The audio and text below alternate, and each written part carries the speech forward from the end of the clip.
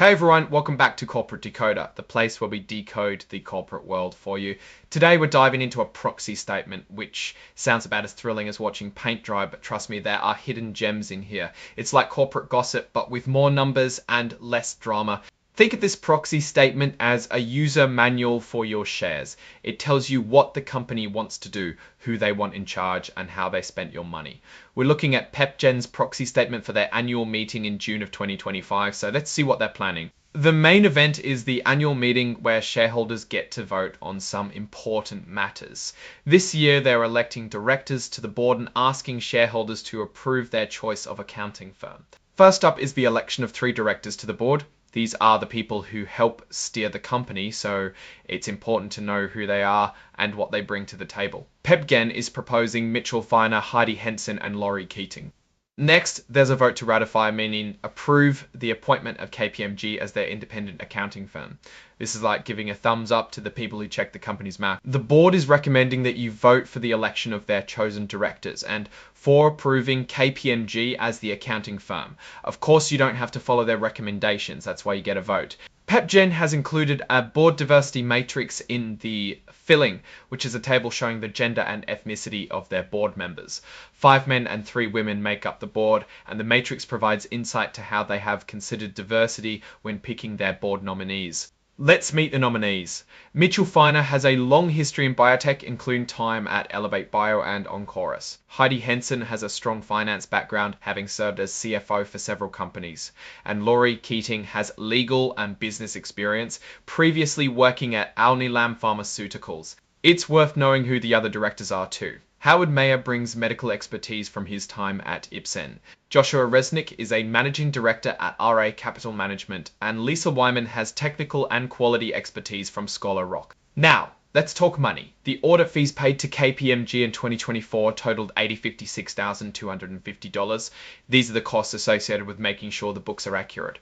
PepGen's audit committee has a policy for pre-approving any work that KPMG does for them.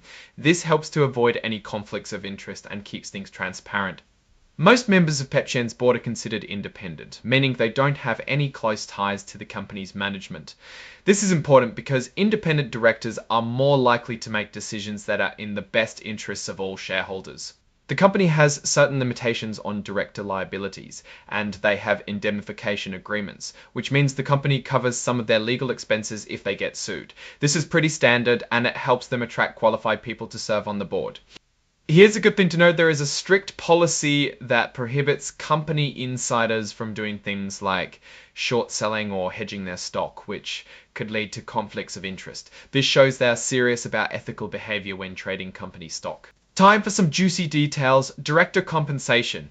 Laurie Keating, as chair, made the most at $244,386 option in 24, while the others made around $200,000. Some portion of that compensation consists of option awards, which means some of their income is dependent on how well the stock does. Here's a look at how much the top executives made. The numbers are in the 2024 summary compensation table. Tech CEO James McArthur's salary was $494,886. CFO Noel Donnelly made $468,355. For Dr. Streck, who started in August, it was 19,400 option awards, which have values in millions. Stock option values don't necessarily mean that's the cash they take home. It's an estimate of what the options could be worth in the future. It gets interesting when we look at what happens if these executives leave the company. If MacArthur gets fired without cause or quits for a good reason, he gets a severance package worth 12 months of his base salary. Now this jumps to 18 months if it happens soon after a sale event, which usually means the company gets bought. Let's see who owns the most shares. RA Capital has the biggest chunk with around 32.7% of the company. Oxford Science Enterprises is next with 14.5%. Finally, looking at the equity compensation plan, there are over 6 million shares that could be issued down the road through stock options and other rights. This can dilute the value of existing shares, but it also incentivizes employees to work hard. So what does all this mean? PepGen seems to be doing the things that a responsible public company should be doing. It has an independent board, it's watching its accounting practices, and it's rewarding its executives. One thing that really stands out is how much stock these executives and directors have, meaning that if the stock does well, they make money and shareholders make money. It shows they are aligned with what's good for the company. If you are looking at this as a potential investor, then you should ask yourself how much you believe in the future of PepGen, the science, and more importantly, the management in place. That's all for today's Corporate Decoder. If you found this breakdown helpful, be sure to hit that like button, leave a comment, and subscribe for more deep dives into the world of corporate filings.